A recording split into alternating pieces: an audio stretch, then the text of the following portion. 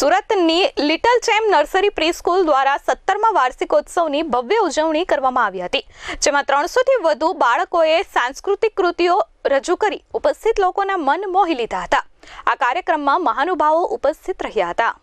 સુરતમાં little champ pre સ્કૂલનો 17મો વાર્ષિક મહોત્સવની ઉજવણી કરવામાં આવી હતી. તારીખ 29/1/2025ના રોજ સરસાણા પ્લેટિનિયમ હોલમાં વાર્ષિક મહોત્સવનું આયોજન કરવામાં આવ્યું હતું. આ કાર્યક્રમમાં મુખ્ય અતિથિ તરીકે રિવરડેલ એકેડેમીના director and founder Maheshbhai Swami, meditation and wellness expert Sandeepbhai Dobariya, personal counsellor Bhargavbhai Miyatra, income tax officer UB Mishra સહિતના મહાનુભાવો ઉપસ્થિત રહ્યા હતા.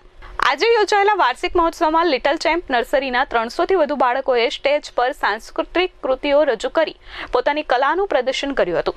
આ કૃતિઓ જોઈ ઉપસ્થિત લોકો મનમોહિત થઈ ગયા હતા.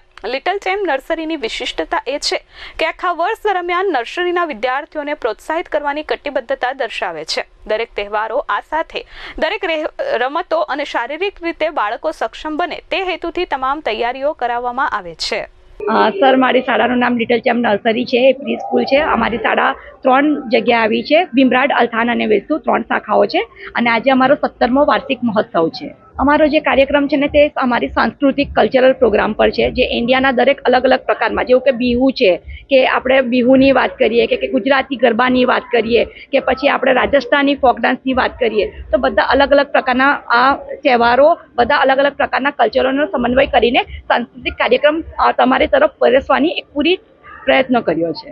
સર, મહેનતની વાત કરીએ તો ખૂબ જ મહેનત કરી છે. અમારા ટીચર્સોએ કે અમારા જેટલા પણ સ્ટાફ મેમ્બર્સ છે બધાએ 1-1.5 મહિનાથી ખૂબ જ મહેનત કરી છે. અને નાના બાળકોને અલગ અલગ ક્લાસ વાઇઝ અમે લોકોએ એમને અલગ અલગ રિજિયન આપીને એની પ્રતિભાઓ બહાર લાવવાની, કે એ રાજ્યમાં શું ખૂબીઓ છે, કે એ રાજ્યોની ભાષા શું છે, એ રાજ્યોમાંથી આપણે શું શીખવા મળે, એમનું કલ્ચર શું છે, એમાં શું સારી વસ્તુઓ છે, એ વસ્તુઓને શીખવાડીને એ કલ્ચરને એ લોકો પ્રસ્તુતિ બહાર પાડે, સ્ટેજ પર પરફોર્મ કરે, એ રીતના અમે પ્રયત્ન કર્યો છે. Bureau report S24 news, Surat.